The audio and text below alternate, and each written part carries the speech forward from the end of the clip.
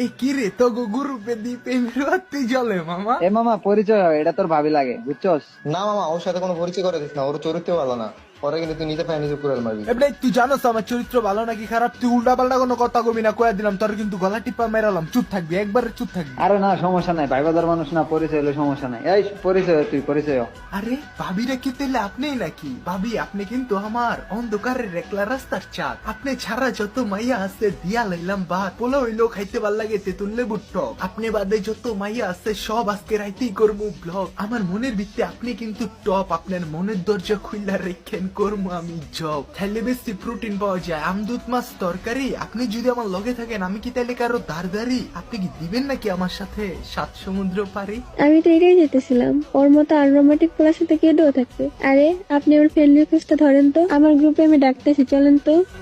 কানে হেডফোন লাগায় গান হন, সম্পর্ক বদলে গেল একটি পলকে। এ তুই থাক, তোর ডুয়ো মারে ডাকে।